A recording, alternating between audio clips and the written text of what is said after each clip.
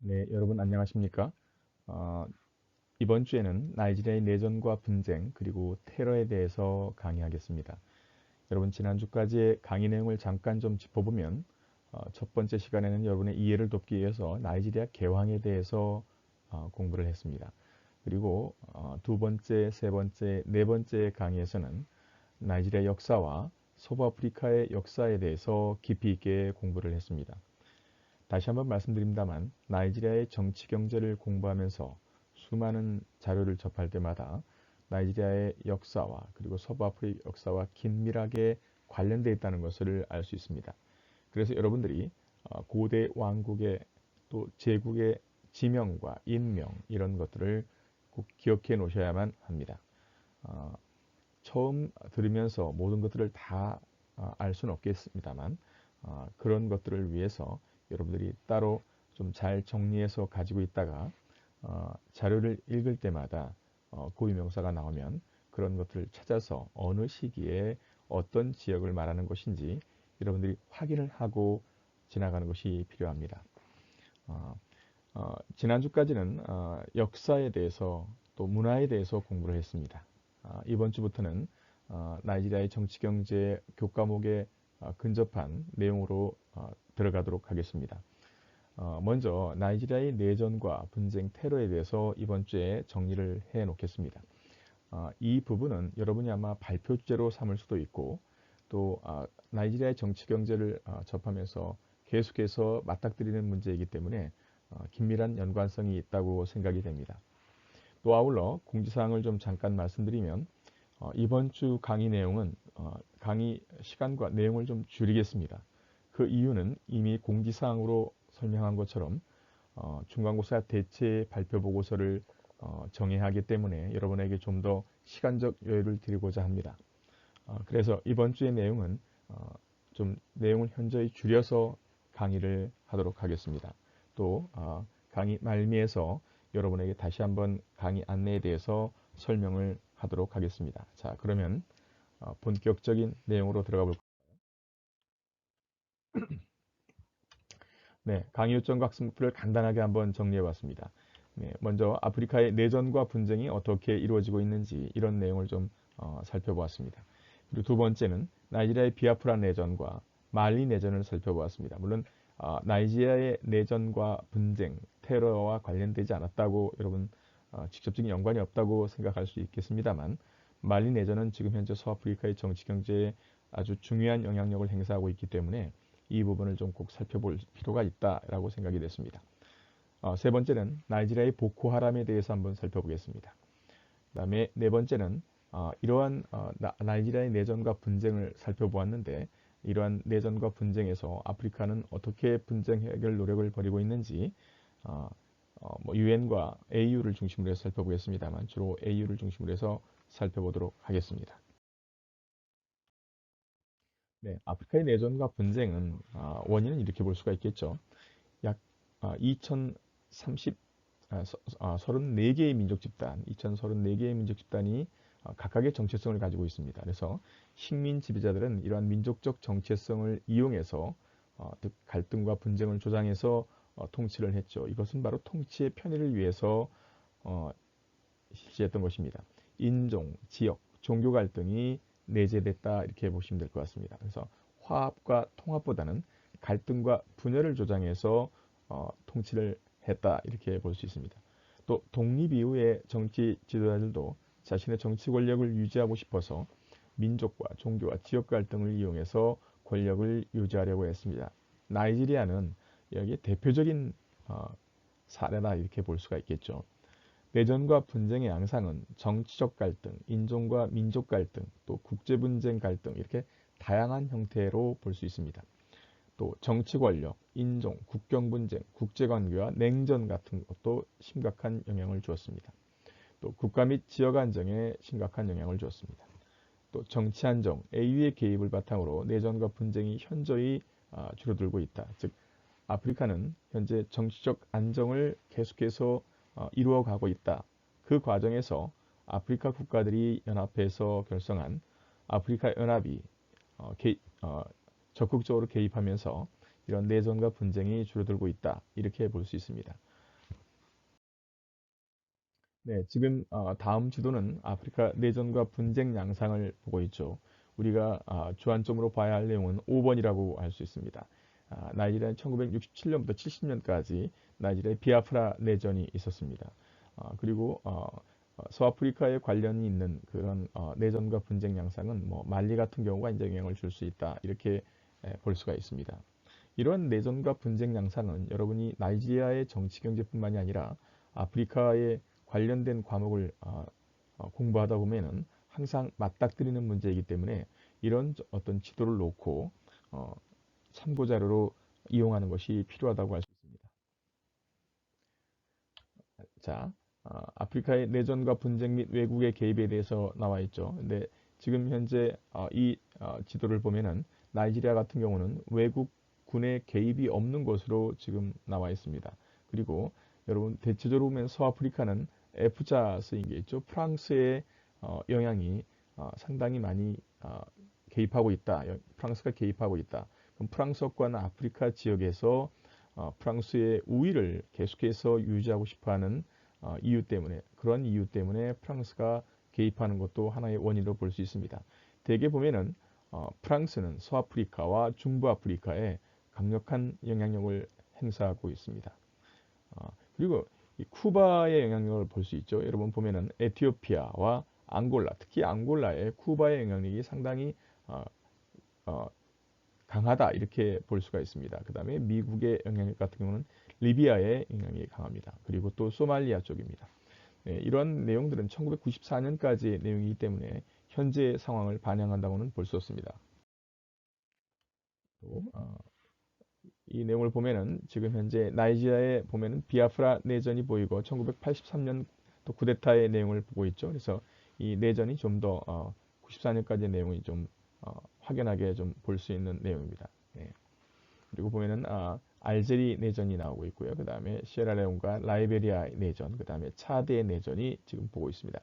우리가 주안점으로 여기서 교과목 목표에 맞게 보려 한다면 서부아프리카, 그 다음에 마그레브 지역의 북부아프리카, 즉 나이지리아와 직접적 연관성이 있는 그런 지역의 내전과 분쟁만 살펴보고 있습니다. 네, 2000년대 중반 아프리카의 내전 상황을 볼까요? 네, 예, 나이지리아가 지금 나오고 있습니다. 나이지리아는 지금 현재 간헐적인 2000년대 보면은 내전 상태는 아닙니다만 간헐적인 어떤 폭력 사태가 발생되고 있는 국가 이렇게 지금 표시가 되고 있습니다. 네, 그리고 이제 서아프리카를 보면은 1992년에 시에라레온의 어떤 내전 상태, 그 다음에 라이베리아 내전이 보이고 있고요. 그 다음에 알제리아, 그 다음에 서사하라 분쟁이 보이고 있습니다. 네. 뭐 이슬람과 기독교의 충돌. 왜 이 내용을 좀 보여주고 싶냐면 지금 말리와 나이지리아가 보이고 있죠. 서아프리카 지역은 말리와 나이지리아가 이제 이슬람과 기독교의 충돌이다. 이렇게 이제 어, 이런 종교적 충돌로서 내전 상태와 분쟁 상태를 분석하려는 그러한 학자들이 있습니다. 네, 지하드 발생 지역이죠. 예, 이것도 이제 최근에 지금 현재 내용을 갖다 보여주고 있습니다. 2015년 자료인데 보통 보면은 지금 나이지리아 보시죠. 네, 니제르, 차드, 나이지리아 북부의 보코하람이죠.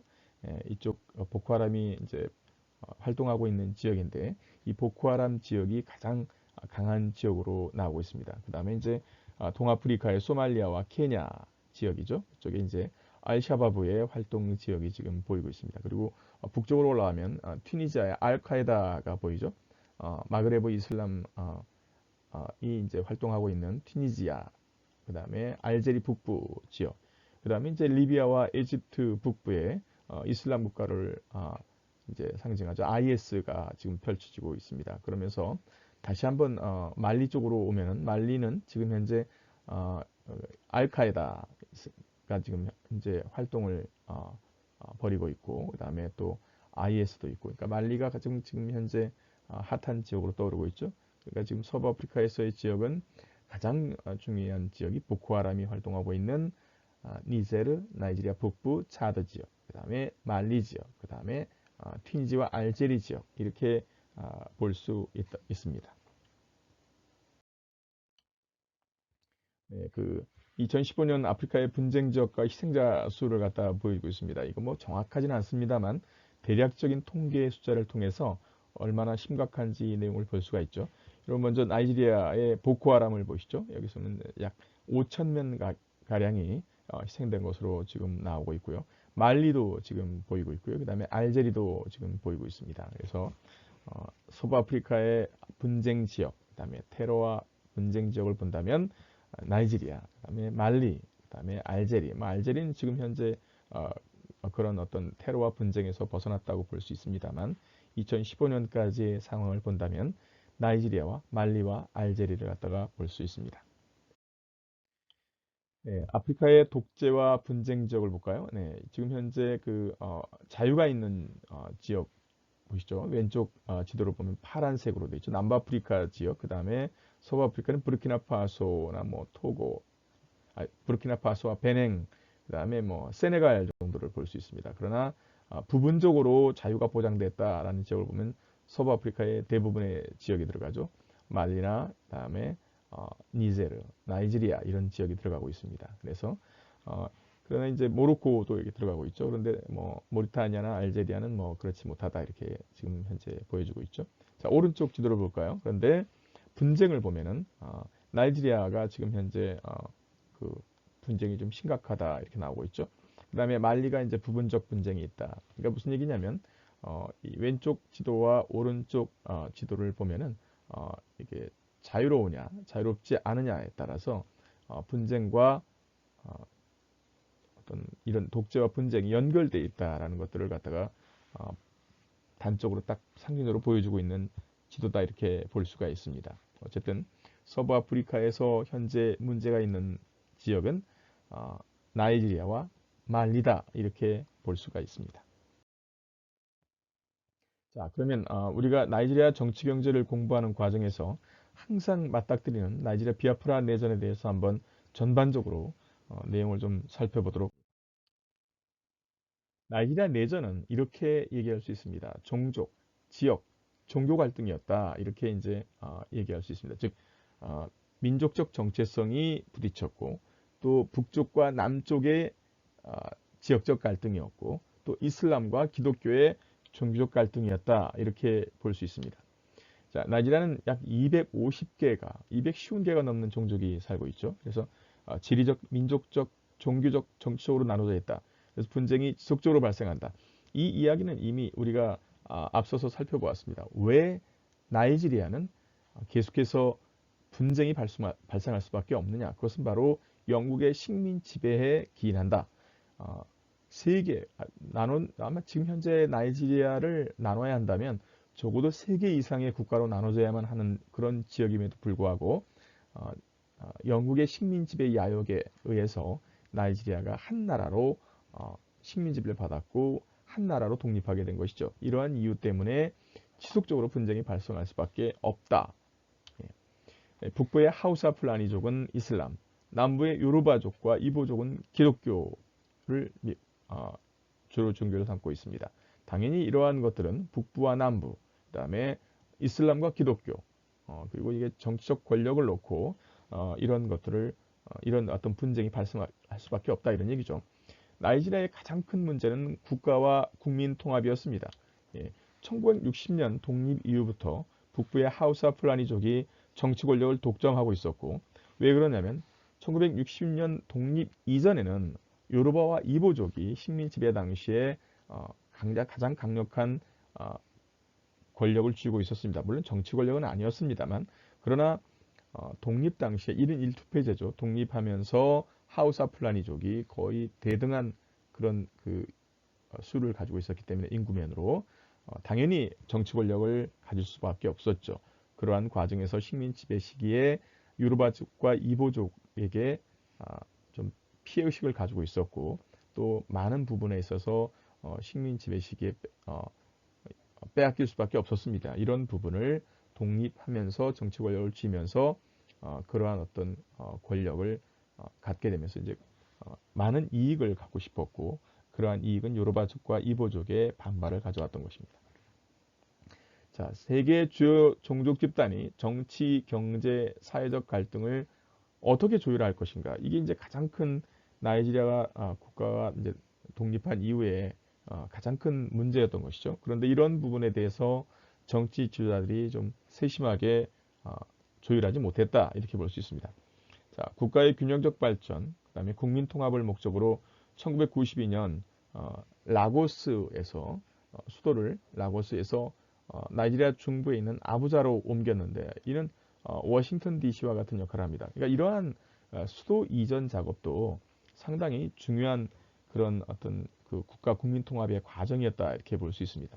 지금 뭐 수도를 이전한 국가가 나이지리아에서 이제 아프리카에서 나이지리아, 그다음에 코트디부아르, 그다음에 탄자니아를 들 수 있습니다.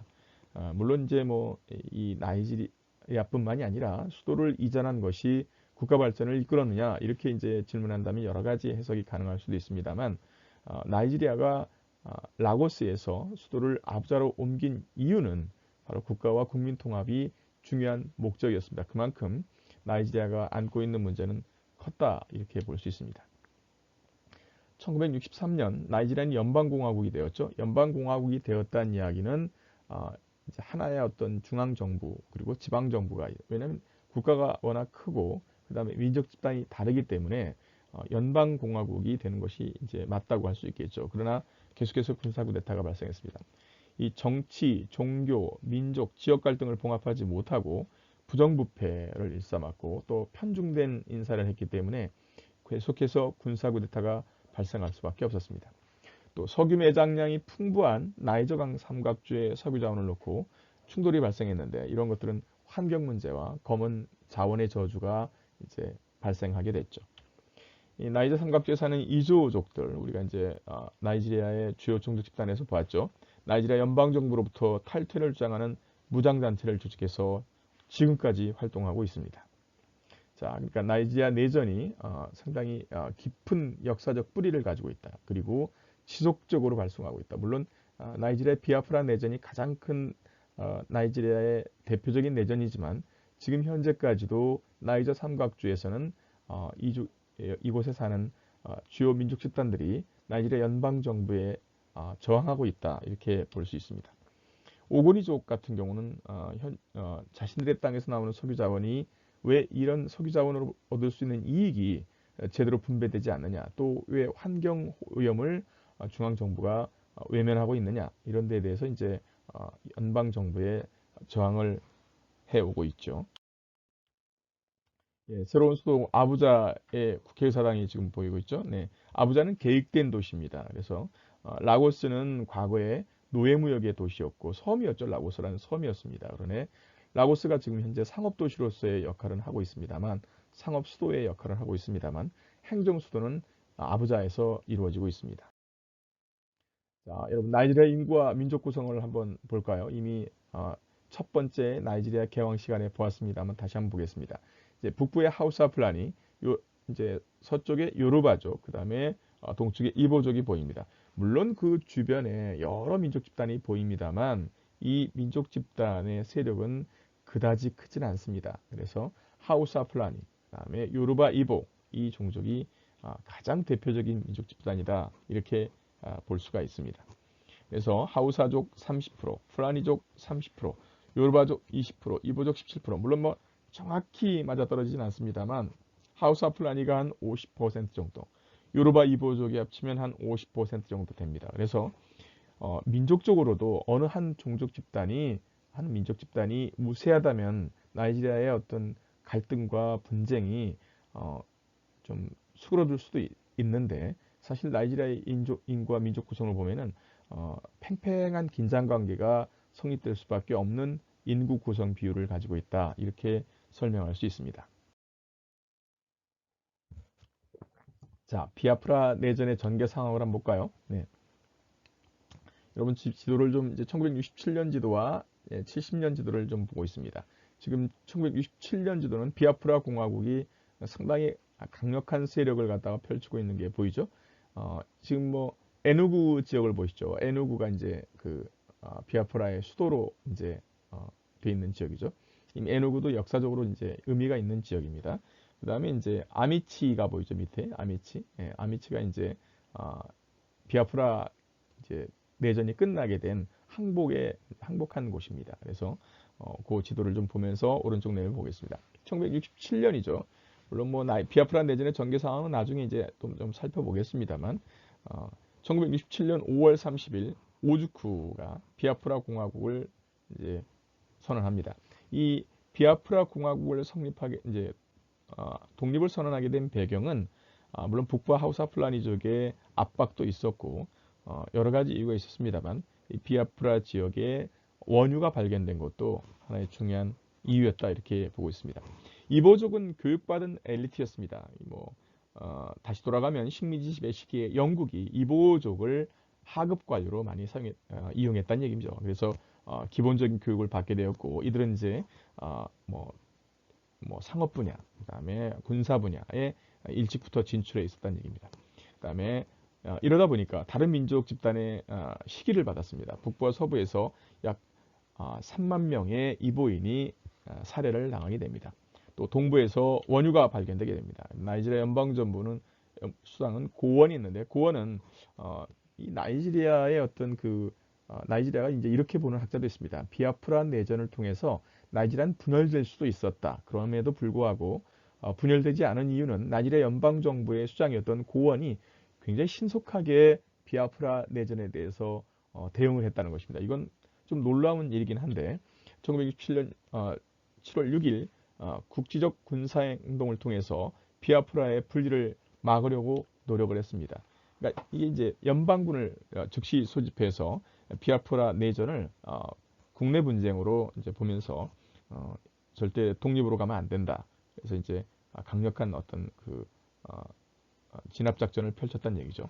내전은 한 2년 6개월간 지속되었습니다. 그리고 잔인하게 진행됐다. 군사행동 비아프라군은 초기에는 성공적이었습니다. 그러나 연방군이 계속해서 정비를 하고 반격을 하면서 1969년에는 비아프라가 이제 점점 축소가 되죠. 그래서 1970년에 아미치에서 항복합니다. 이 비아프라 내전의 심각성은 물론 이제 종족 집단 간의 어떤 갈등이 내전으로 치달을 수 있고 심각한 상황에 빠질 수 있다는 것은 자명한 사실이죠. 그러나 이 기근과 질병 때문에 수백만 명의 민간인들이 사망하게 되면서 이 국제사회에 비상한 관심을 갖게 됩니다. 그래서 1971년 프랑스에서 국경없는 의사회가 조직되게 됩니다. 물론 이 프랑스가 비아프라를 지원하게 되는데 비아프라에 대한 어떤 국경없는 의사회 초기 지원이 국경없는 의사회 조직으로 이제 국제적인 조직으로 설립되게 되는 그런 배경이 되게 됩니다. 비아프라 이제 내전에 관련된 기사를 좀 찾아봤어요. 그래서 비아프라 군 완전 항복, 수도 점령, 이렇게 이제 우리나라 옛날 지도에도 과거 국내 신문에도 이렇게 나왔었습니다. 그래서 이런 것들을 보면서 그 당시에 나이지리아의 어떤 내전 소식이 우리나라에도 이렇게 외신에 보도된 것을 갖다 확인할 수 있었습니다. 자, 관련 사진 한번 볼까요? 예, 주로 이제 이게 이제 인터넷에 구글에서 주로 나와 있는 자료들입니다. 근데 이제 그 당시에 이제 기근 때문에 얼마나 많은 사람들이 죽었는지에 대해서 그런 것들을 강조하는 내용이죠. 이 구호소의 어린아이들인데 식사를 제대로 할 수 없는 그런 상황. 그래서 오른쪽에 밑에 사진을 보면은 배가 불룩 나온 게 보이죠. 그래서 이 어린이들이 죽어간다는 데 대해서 이제 국제사회에서 상당히 이제 기아와 기근 때문에 죽어간다는 데 대해서 경각심을 갖고 바라보았던 것입니다. 자, 내전을 볼까요? 말리 내전은 사실 나이지리아 어떤 상황과 정치 경제와 직접적인 연관은 없습니다. 그러나 이 내용도 좀 꼭 살펴볼 필요가 있습니다. 왜냐하면 간접적으로 연관이 되어 있기 때문입니다. 현재 나이지리아 정치 경제 내용과 그리고 나이지리아군이 현재 말리에 대해서 상당히 아주 깊이 관여하고 있기 때문입니다. 자, 이 말리 내전은 지역 갈등이었고 종족 간의 갈등이었고 테러에 의한 분쟁이다. 이건 테러는 이제 이슬람 테러 근본주의자들의 테러겠죠. 네. 말리는 서아프리카 최초의 모범적인 민주국가다 이렇게 이제 평가하는 학자도 있습니다. 왜냐하면 1992년 1997년, 2002년 선거를 통해서 평화적으로 정권을 교체했기 때문이죠. 말리의 북부 지역에 경제적 발전이 이루어지지 못한 것이 내전 발생의 원인이다. 이것도 나이지리아의 상황과 똑같습니다. 이제 뭐 나중에 살펴보겠습니다만 왜 비아프라 내전이 발생이 됐느냐? 그것은 바로 하우사 플라니, 그다음에 이보족 간의 갈등이었다 이렇게 볼 수 있는데 이 지금 현재 그 보코하람이 나이지리아에서 발생되고 있는 내용을 보면은 보코하람이라는 것만 여러분이 이제 집중하는데 사실은 나중에 이제 보겠지만 북부 아프리카의 경제적 발전이 낙후됐다는 것이죠. 무슨 얘기냐면 식민 지배 시기에 이슬람에 대한 어떤 차별적 대우, 그 다음에 발전에 신경을 쓰지 않았다는 것이죠. 독립 이후에도 마찬가지였습니다. 그런데 남부 지역은 발전했다는 얘기죠. 그러니까 북부와 남부의 어떤 경제적 격차가 불평불만 세력을 만들 수밖에 없었다 이런 얘기입니다. 말리도 똑같은 상황입니다. 말리도 북부 지역의 경제적 발전이 이루어지지 못했기 때문에 이런 것들이 내전 발생의 직접적인 하나의 원인이었다 이렇게 보고 있습니다. 예, 프랑스 식민 지배 시기 동안 이 지역을 현대화하겠다 또 개발하겠다 이렇게 얘기했었습니다만 사실은 그렇게 되지 못했습니다. 이와 같은 상황이 독립이 이루어지던 1960년까지 계속해서 지속되었죠. 북부에 주로 살고 있는 사람은 투아레그족이었습니다. 이 투아레그족은 뭐 분리 독립, 다음에 이제 이슬람 극단 테러 세력이 여기에 이제 영향력을 확대하게 되면서 이 투아레그족이 이제 어떤 그 반정부 세력으로 또 테러 세력으로 이제 성장하게 된 것이죠. 2011년 리비아 정부군 내에서 용병으로 투아레그족이 많이 활동하게 됩니다. 말리의 투아레그족이 이들이 이제 이슬람을 근본적으로 믿고 있기 때문이었죠. 이슬람 그러니까 무슬림이었기 때문이겠죠. 근데 이 이슬람을 믿고 있던 이 말리 투아레그족 무슬림들이 이제 귀환을 하게 되죠. 리비아가 이제 무너지게 되면서 이때 이제 투아레그족이 이제 강력한 어떤 목소리를 내게 되고 말리 정부와 전쟁을 선포하게 됩니다. 2012년 말리 군부의 쿠데타와 맞물려서 북부 지역의 투아레그족이 중심이 된 아자와드 민족 해방 운동이라는 것이 만들어지게 됩니다. 이게 이제 아자와드 민족 해방 운동, 즉 MNLA가 투아레그족의 분리주의를 주장하게 됩니다. 자, 말리는 지금 서아프리카의 프랑스권 국가죠. 강력한 프랑스의 영향력을 이제 갖고 있습니다. 프랑스의 영향을 행사하고 있죠. 프랑스는 자국민 보호 및 이슬람 반군 세력 저지 명목으로 2013년 말리에 군사 개입을 하게 됩니다. 그러면서 전투기까지 투입하면서 프랑스가 군사 개입을 하게 되면서 말리 내전은 좀 더 다른 양상으로 이제 펼쳐지게 되죠. 자, 투아레그족의 분리 독립은 지금은 현재까지 계속되고 있습니다. 그래서 알카에다의 마그레브 지부가 이 투아레그족의 분리 독립운동을 지원하고 있습니다. 그래서 또 다른 양상으로 발전합니다. 자, 말리 내전을 보면 일지를 보면은 1960년 프랑스로부터 독립하죠. 나이지리아하고 똑같습니다. 근데 보면은 그 투아레그족 북부 지금 현재 지도를 보면은 코나 몹티 위쪽이죠. 통북투와 가오. 우리가 지금 통북투 가오를 여러분이 딱 들으면은 말리 왕국, 그다음에 송가이 왕국을 생각해야 됩니다. 예, 그래서 이 지역이 이제 이슬람군이 장악한 지역입니다. 그다음에 오른쪽에 보면은 또 지도를 보면은 말리 사태가 이제 확전되고 있는 게 보이시죠. 프랑스 군대와 말리 정부군 연합 베이스 캠프가 이제 만들어지게 되면서 프랑스군 군대가 이제 투입되게 됩니다. 그러면서 이슬람 무장 세력이 즉 알카에다 이슬람 마그레브가 이런 세력권에서 활동하게 됩니다. 그러면서 말리의 투아레그족의 분리 운동에 반 말리 운동에 영향력을 행사하게 됩니다. 자, 말리 이슬람 무장조직도 여러분 꼭 좀 살펴봐야 될 필요가 있습니다. 왜냐하면 이게 이제 그러니까 나이지리아 북부의 그 보코하람과 긴밀한 연관 관계이기 때문입니다.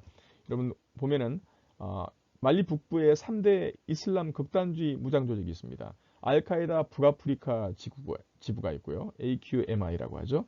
그 다음에 서아프리카 통일 지하드 운동이 있습니다. 그 다음에 안사르딘이라는 운동이 있습니다. 그래서 이게 보면은 지금 알카에다 북아프리카 지구는 알제리 이슬람, 그 다음에 살라피스트죠. 그 다음에 서아프리카 지하드 운동은 말리 북부의 이슬람 주민입니다. 알제리 이슬람, 그 다음에 안사르딘 보면은 투아레그족 출신 살라피스트입니다. 그래서 리비아 내전 이후에 결성한 것이죠.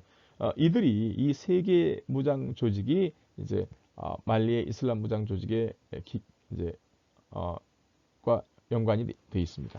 여러분 오른쪽 지도로 가볼까요? 이슬람 극단주 세력 분포가요. 알카에다 북아프리카 지부를 보면은 1번입니다. 1번 보면은 말리, 그 다음에 나이지리아, 리비아 지역에 영향을 주고 있죠. 두 번째는 알카에다 아라비아 반도 지부가 보이죠. 2번은 뭐 예멘과 예멘을 갖다 얘기하는 것이죠. 세 번에 보면 뭐 알카에다 보죠. 알카에다가 이제 시리아 쪽에 있는 내용이 보이는데 보면 다음에 6번을 볼까요? 6번은 보코하람입니다. 보코하람. 그러니까 지금 현재 우리가 주로 봐야 될 내용은 1번 알카에다 북아프리카 지부, 그 다음에 6번의 보코하람이 어떻게 연관되어 있는가 이런 것들을 이제 꼭 유념해서 봐야 됩니다. 뭐 이건 뭐 프랑스가 어떻게 군사 개입을 했는가 이런 문제인데 지금 뭐 이런 내용들은 자세하게 보지는 않겠습니다. 그래서 여러분이 보면은 지금 말리란 나라에 보면은 세네갈, 부르키나파소, 나이지리아, 니제르가 지금 현재 그 유엔 평화의 주권을 파병하고 있다는 것을 보고 있습니다. 토고, 베냉, 부르키나파소, 세네갈, 니제르. 그러나 주축국은 역시 나이지리아라고 볼 수가 있습니다. 그래서 뭐 외부에서 보면은 뭐 프랑스가 이제 직접적인 어떤 군사 파병을 했습니다만 AU 국가 등에서 본다면 나이지리아가 600명을 파병하고 있습니다. 그래서 그 내용을 지금 현재 보여주고 있는 것이죠. 프랑스가 군사 개입하고 있는 모습입니다. 네. 자, 그 다음에 나이지리아의 보코하람에 대해서 살펴볼까요? 자, 보코하람의 출현과 활동을 볼까요? 보코하람은 뭐 서구식 교육은 죄악이다 이렇게 주장하고 있습니다. 그래서 선거와 투표, 뭐 셔츠나 바지의 착용, 세속적인 교육 이런 것들을 이제 반대하고 있죠. 이 보코하람의 출현은 소외와 차별, 가난을 축소시킨 잘못된 정치의 결과다. 저는 그렇게 생각합니다. 그 이유는 단지 종교적인 문제가 아니라는 거죠. 그러니까 나이지리아가 안고 있는 전체적인 문제를 보여주는 상징적 사건이다. 그러니까 우리가 앞에서 이제 살펴보았던 비아프라 내전을 갖다가 그렇게 평가하는 학자들이 많습니다. 비아프라 내전이야말로 영국의 식민 지배가 얼마나 잘못된 것인지 단적으로 보여주는, 그리고 나이지리아가 안고 있는 지역적, 민족적, 그다음에 종교적 갈등을 단 한 번의 사건으로 보여준 것이다. 이렇게 보고 있는데 보코하람 역시 현재 나이지리아가 안고 있는 어떤 전체적인 문제가 어떤 것인지 단적으로 보여주는 상징적 사건이다. 이렇게 볼 수 있습니다.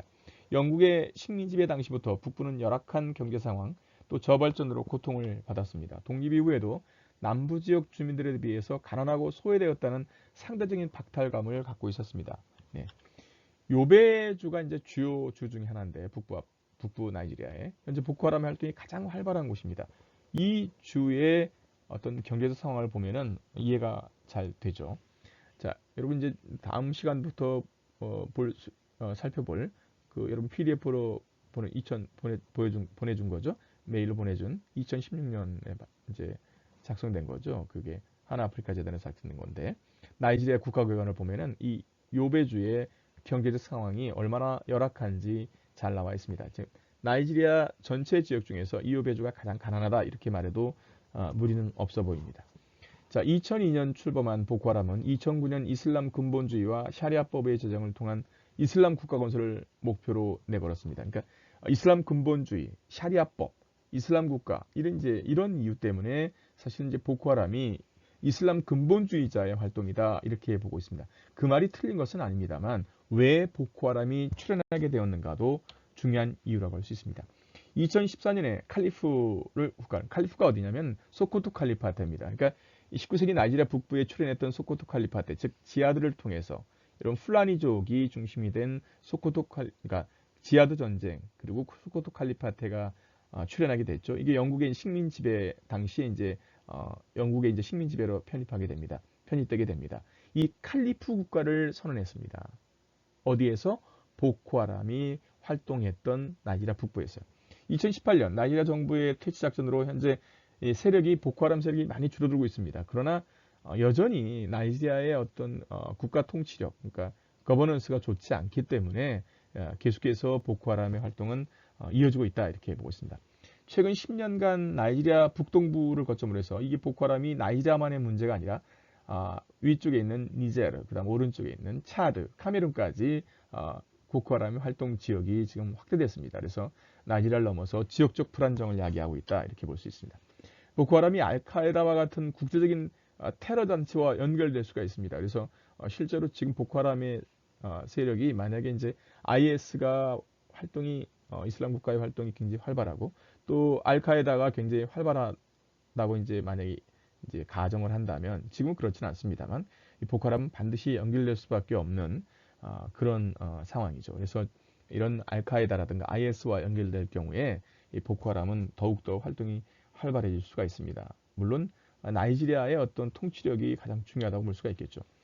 자, 이미 뭐 2015년에 IS 충성을 맹세한 바 있습니다. 그러나 직접적으로 뭐 어떤 그 뭐 IS에 이제 뭐 2016년에 이제 우리는 IS의 진정한 지도자다 이렇게 이제 선언을 했습니다만 이제 지금 현재는 보코하람이 좀 세력이 약화돼 있다 이렇게 볼 수 있습니다.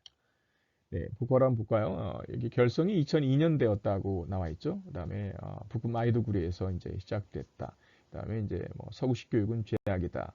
보코 뭐 하우사어죠 이게 비이슬람 교육. 하람은 아랍어인데 이제 죄죠. 이제 서구식 교육을 하는 학교에 이제 공격을 가했던 것이죠. 그래서 이슬람 국가를 만들고자 하는 것입니다. 그래서 이런 내용들이 지금 나오고 있고 뭐 이 그 뭐 이제 납치 사건을 비롯해서 보코하람의 그 반인륜적인 어떤 테러 활동은 뭐 아주 악명 높.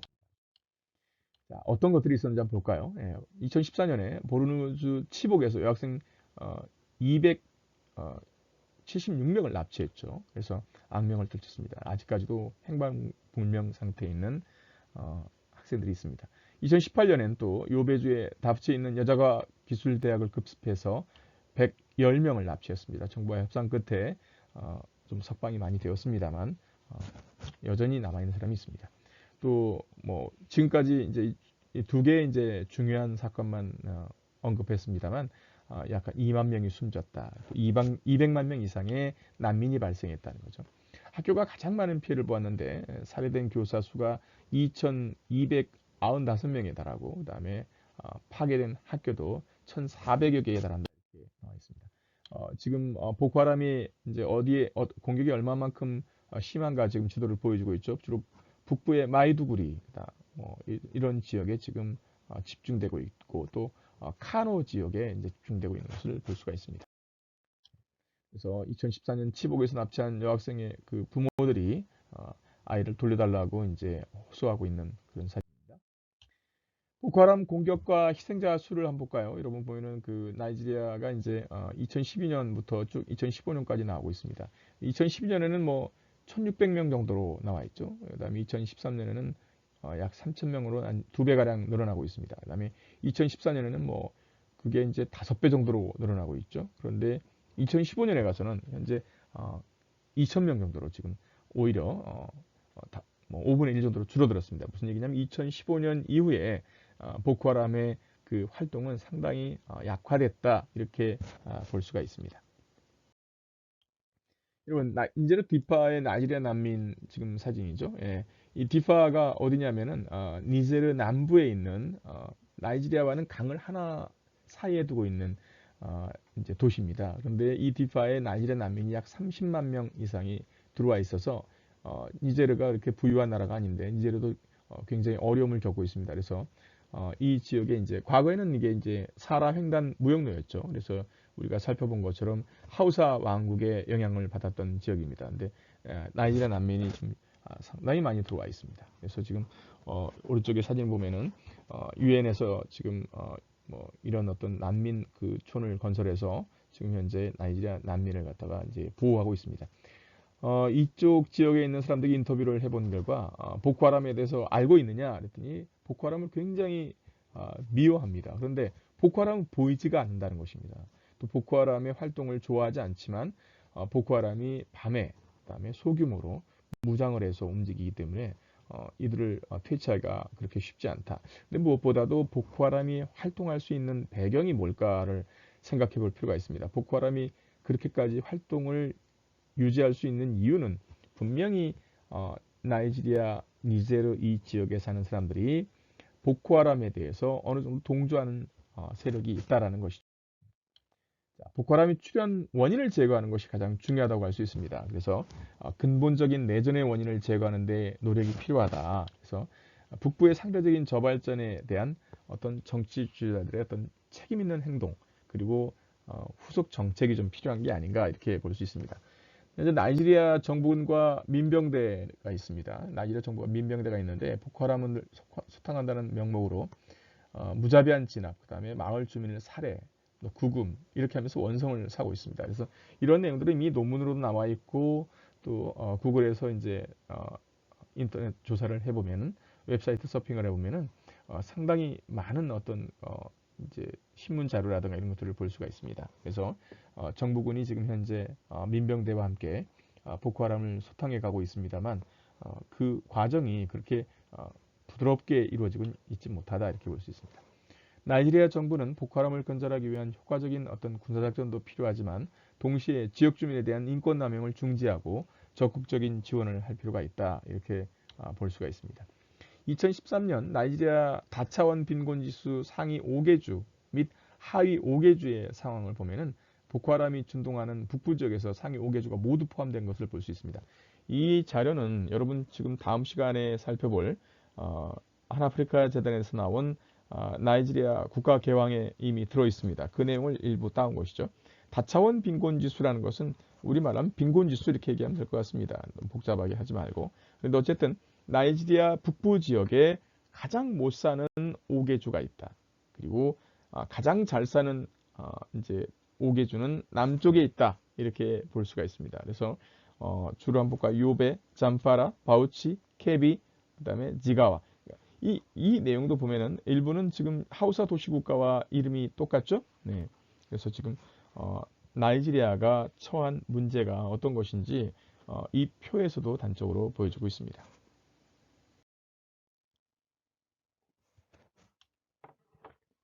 예, 다국적 평화유지군에 대해서 지금 현재 보여주고 있죠. 이 다국적 평화유지군은 어, AU 연합군입니다. 그래서 아프리카 연합에서 파견한 것이죠. 보면은 나이지리아, 그다음에 니제르, 차드, 베냉, 카메룬 이렇게 해서 토탈 한 9천 명 가량이 이제 그 포함돼 있다 이렇게 이제 파견돼 있다 이렇게 보고 있죠. 그래서 지금 현재 다국적 태스크포스 팀이 보코하람을 퇴치하기 위해서 노력을 하고 있다 이렇게 지금 화면에 보여주고 있습니다. 다차원 빈곤 지수 지금 보이죠? 네. 이 보면은 빨간색으로 표시된 지역입니다. 이 지역이 못 사는 지역입니다. 그래서 여기 보면 소코토부터 시작해 케비부터 시작해서 여기 요베주까지 이 지역들이 가장 못 사는 지역이고 남쪽은 지금 가장 잘 사는 지역입니다. 그러니까 이 못 사는 이유가 바로 보코하람이 발생하게 된 배경의 하나였다. 또 보코하람이 지속적으로 생명력을 유지해가는 하나의 원인이다. 이렇게 볼 수 있습니다. 그래서 도시보다는 농촌에서, 남부보다는 북부에서 다차원 빈곤 지수가 높다. 이렇게 볼 수 있고요. 또 북부와 남부의 차이를 분명하게 보여주고 있습니다. 보코하람은 계속되고 있는 진행형이다. 이렇게 볼 수 있습니다. 여러분 보시죠. 나이지리아 군이 보코하람을 퇴치한 내용이 지금 만평으로 보입니다. 모두 이제 어, 문제 없게 해결했다는 것이죠. 그럼 다시 나온다는 것입니다. 왜 다시 나올까? 이런 것들을 생각해 봐야 할 필요가 있겠죠. 또 그 뭐 여기 보면은 지금 왼쪽에 보이죠? 또 왼쪽 하단에 보면은 지금 뭐 보코하람은 지금 의사를 빗대어서 합니다만 뭐 기술적으로 완전히 보코하람은 퇴치됐다 이렇게 보고 있습니다만 근데 그렇지 않다라는 것입니다. 이게 기술적으로 이렇게 보코하람의 어떤 세력만 퇴치시켰다고 해서 보코하람이 완전히 없어지는 것이냐 여기에 대해서는 의문의 여지가 있다 이렇게 지금 보고 있죠. 보코하람의 테러 활동은 2015년에 가장 활발하게 이루어졌고요. 2015년 이후 즉 2016년부터는 현저히 떨어졌습니다. 지금은 뭐 그다지 심각하게 이제 뭐 과거에 비해서는 심각하지 않다 이렇게 볼 수가 있습니다. 그러니까 지금 보면은 600건 가량까지 550건 가량까지 올라갔었죠. 자, 보카람의 테러 유형을 보면은 이건 좀 아, 오른쪽에 표를 이제 다이어그램을 보시죠. 네. 예, 무력 공격이 가장 많습니다. 그래서 한 44% 가량 되고요. 그다음에 폭탄 통한 공격, 그 다음에 사회 편의 시설이라든가 인프라 파괴가 한 17% 정도 되고요. 납치 암살이 이제 우리가 볼 땐 대부분일 것 같잖아요. 그렇지 않습니다. 납치가 한 5.4%, 암살이 한 2.1%인데 이게 이제 너무나 심각한 문제이기 때문에 이제 우리에게는 이제 신문 방송을 통해서 이런 것들이 이제 더 빠르게 전달될 뿐이죠. 그런데 사실은 무력 공격과 뭐 폭탄 공격 이런 것들이 가장 많다 이렇게 볼 수가 있습니다. 예, 또 테러 대상도 보면은 민간인 사유재산이 가장 많습니다. 그다음에 이제 경찰을 공격하는 게 많고요. 그다음에 정부 시설을 갖다 공격하는 게 많습니다. 또 군도 공격을 많이 하고 있습니다. 그래서 이제 민간 사업도 마찬가지고요. 그래서 이 보코하람의 테러 대상이 민간인과 사유재산을 목표로 하고 있다는 것이 또 가장 큰 문제점 중에 하나다 이렇게 파악할 수가 있습니다.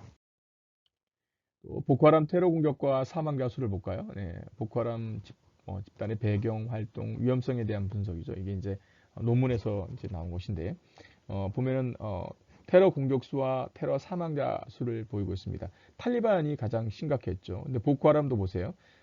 보통 보면 보코하람도 테러 사망자 수가 상당히 높다는 것을 알 수 있습니다. 알샤바브도 높긴 합니다만 물론 탈리반에 비해서는 작습니다만 이 테러 사망자 수가 상당히 높다 이렇게 볼 수 있습니다. 그러니까 이 그 테러 공격에 비해서 사망자 수가 상당히 높다라는 것이죠. 그러니까 탈리반 같은 경우는 3배밖에 나지 않습니까? 그러니까 이제 테러 공격을 한 2천여 번 했다면 사망자 수가 한 7천 명 났는데 이 보코하람 같으면 700번을 했을 때 3,800명, 800번을 했을 때 3,600명이 나오고 있습니다. 그러니까 상당히 높다 이렇게 볼 수 있습니다. 즉 테러 공격에 비해서 테러 사망자 수가 높다 이렇게.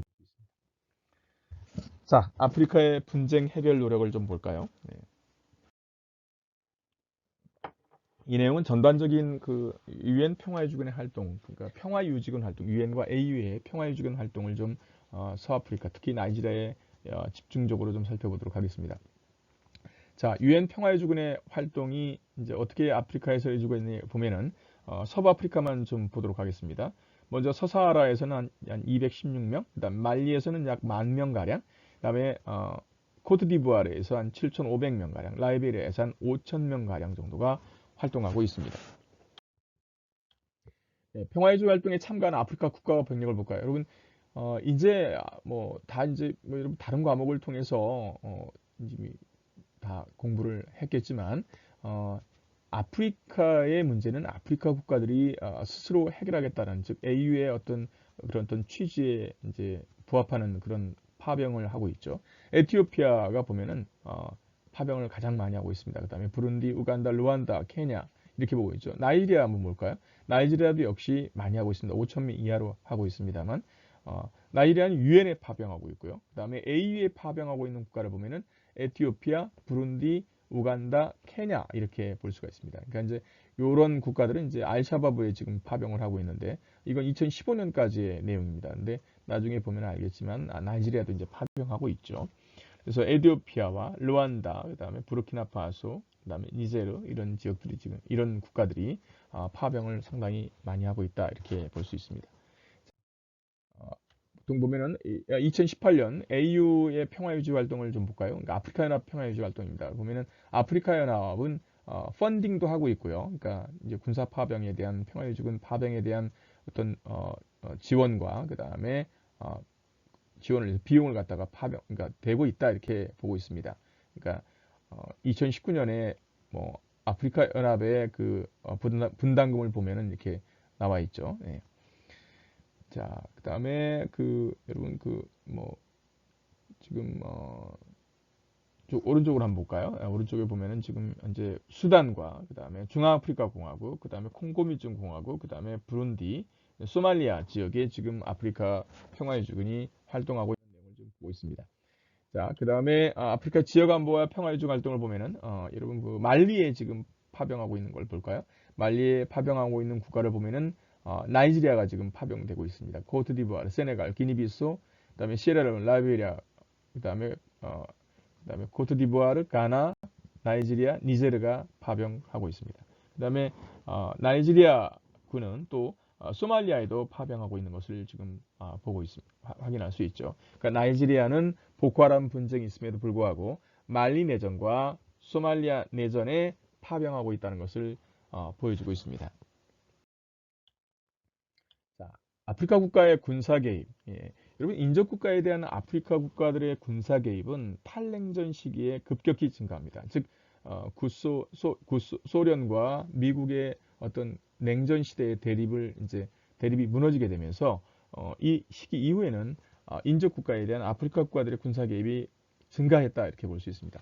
아프리카 국가들은 변화하는 국제 정세 속에서 자신의 정치적, 경제적, 군사적 이익을 위해서 적극적으로 지역 문제에 개입하고 있습니다. 예, 이 냉전 시기에는 강대국이 이해관계에 따라 개입했습니다만 최근에는 아프리카 강대국들, 소위 말하면 지역 강대국들이죠. 지역의 패권을 잡기 위해서 전쟁이나 분쟁에 개입하고 있습니다. 이 소말리아의 알샤바브를 퇴치하기 위해 케냐와 에티오피아의 군사 개입은 대표적인 아프리카 국가의 군사 개입으로 볼 수가 있죠. 케냐는 동아프리카의 강대국으로 주도권을 잡기 위해서 소말리아의 국가 건설을 적극적으로 지원하고 있습니다. 또 소말리아 내전과 자국의 테러 발생이 향후에 케냐의 정치적 안정과 경제 상황에 영향을 줄 수 있기 때문에 이런 지역 안정을 반드시 확보해야 된다 이렇게 보고 있는 것이죠. 나이지리아의 평화유지 활동은 사실 보코하람 때문에 활발하지 않습니다만 나이지리아는 서아프리카의 경제 강국입니다. 또 지역의 패권 국가로 지금 자리매김하고 있죠. 그래서 적극적으로 평화유지 활동에 지금 참여하려는 그런 목적을 갖고 있습니다. 예, 지금 보면은 아프리카의 분쟁 해결 노력 중에서 보면은 지금 아프리칸 군사 그 이제 행동이 군사 개입이 이루어지고 있는 지역을 지금 보고 있죠. 서아프리카가 보이고 있고요. 보코하람이 있는 지금 니제르와 차드와 그다음에 나이지리아 북부 지역에서 지금 현재 군사 개입이 이루어지고 있죠. 그다음에 중앙아프리카 공화국에서도 이루어지고 있고 그다음에 소말리아 지역에서 이루어지고 있습니다. 즉 그래서 이런 어떤 그 군사 개입이 결국에는 아프리카의 분쟁 해결 노력으로 이어지고 있고 특히 아프리카 연합 국가들, 아프리카 연합을 통해서 아프리카 국가들이 영내 문제에 적극적으로 개입하고 있다. 이렇게 여러분이 이제 파악할 수 있습니다.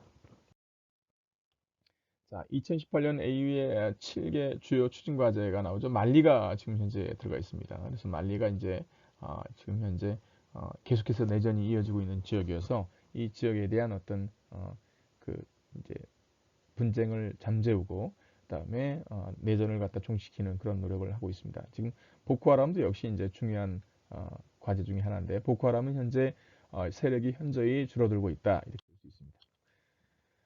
네, 여러분 다음 강의 안내를 하겠습니다. 먼저 쭉 한번 좀 설명을 해보겠습니다. 이미 공지사항에 다 올린 내용입니다만 강의 방식에 대해서는 이 클래스의 공지사항 4월 9일 날 수정했습니다. 반드시 확인을 부탁합니다. 또 강의 방식을 보면은 이번 주 즉 4월 14일 강의죠. 는 PPT 동영상으로 강의를 진행하였습니다만 4월 21일부터는 웹엑스로 진행하겠습니다. 그래서 이에 대해서는 다시 공지하겠습니다. 아마도 4월 21일 좀 한 5분 10분 전에 여러분은 아마 웹엑스를 다 해보셨으니까 큰 문제가 없을 걸로 생각이 됩니다. 제가 이미 공지한 그 웹엑스 주소로 들어와서 웹사이트로 들어와서 먼저 한번 만나봤으면 좋겠습니다. 그리고 이때부터 이제 강의를 하는데 웹엑스로 하는데 강의의 내용은 지난 시간에 그 메일로 보내주었던 나이지리아의 국가 개방에 대해서 하겠습니다. 웹엑스 주소는 다음과 같습니다. 5월부터는 웹엑스를 이용해서 원격 강의를 하겠습니다. 그러니까 이때 이제 발표가 이제 한 주에 한 명씩 할 예정인데 한 시간은 리딩 자료, 한 시간은 이제 발표 한 시간, 그 다음에 리딩 자료 강의 한 시간 이렇게 해서 하겠습니다. 리딩 자료는 여러분 뭐 메일로 보내든지 아니면 열린 강의 자료에다가 열린 이 클래스에서 올리도록 그렇게 해보겠습니다. 여러분 수정된 공지 과제를 확인하고 다음 사항을 진행해 주시기 바랍니다. 이미 많은 학생들이 했습니다만 안 한 학생도 있습니다. 질의응답 및 토론방에 글을 좀 올리고 여러분이 답변을 좀 달아주시기 바랍니다. 이 부분은 학교에서 계속해서 공문으로 진행하기를 요청하고 있습니다. 과제란에 이미 3명의 학생이 올렸더라고요. 서너 명의 학생이 올렸는데 계속해서 대체 발표 주제를 좀 올려야 됩니다. 그리고 제가 이제 여기에다가 또 이제 코멘트를 좀 하도록 하겠습니다. 그래서 4월 21일까지 중간고사 대체 발표를 주제를 정해서 올려주시기 바랍니다. 이 발표 주제를 정하는 게 상당히 중요합니다. 그래서 2주간의 기간을 주었습니다. 그래서 이러한 그 점을 감안해서 이번 주의 강의 내용을 줄여서 진행하고 있습니다. 그래서 이런 부분을 여러분이 좀 이해해 주시길 바랍니다. 그래서 좀 적극적으로 웹사이트 이제 들어가서 좀 관련된 주제를 좀 찾아보고 어떤 자료를 이용할 것인지 또 어떤 주제를 정할 것인지 좀 서핑을 좀 많이 해주시기 바랍니다. 네. 리딩 자료는 강의 기서에 제시한 리딩 자료는 다음과 같이 선택하겠습니다. 중간고사 이전에 이미 메일로 보내줬습니다만 두 개의 리딩 자료를 공부해 주시고 첫 번째 리딩 자료는 이미 역사에서 다 다루었기 때문에 여러분이 스스로 읽어보시는 걸로 하겠습니다. 그러나 나이지리아 국가개왕에 대해서는 다음 2주간에 걸쳐서 웨백스 강의 때 다루도록 하겠습니다. 그다음에 5월부터는 리딩 자료를 메일로 보내거나 이 클래스의 열린 게시판에 탑재하겠습니다. 지금 현재 이 클래스가 제대로 작동이 안 되고 있는데 여러분에게 이제 그러니까 리딩 자료를 올릴 수가 없게 되어 있는데 열린 게시판은 지금 현재 탑재할 수 있게 해놓았습니다. 또 과제는 여러분이 올려도 문제 없도록 그렇게 지금 그 1메가로 지금 용량을 늘려서 탑재할 수 있게 해놨으니까 문제 없으리라고 생각이 됩니다. 네. 평가는 다시 한번 설명하면 중간고사는 자율로 정하도록 했고 또 2010년 1학기에는 상대평가가 아닌 절대평가를 권장했습니다. 그래서 이 부분에 대해서 상당히 아주 여유롭게 좀 평가할 수 있도록 해놨습니다. 그래서 여러분이 안내하는 대로 좀 인내하고 잘 따라와 준다면 좋겠습니다. 네, 여러분 이상으로 강의를 마치겠습니다. 다시 한번 말씀드립니다만 이번 주 강의는 여러분 중간고사 대체 보고서 주제를 정하도록 하기 위해서 강의 내용을 좀 줄여서 진행했습니다. 다시 한번 말씀드립니다만 여러분 질의 및 응답, 토론, 그 다음에 과제에 적극적으로 글도 올려주시고 또 댓글도 달아주시고 모든 수강생들이 한 번 이상씩 좀 해주시길 부탁드리겠습니다. 여러분 장시간 동안 고생 많았습니다.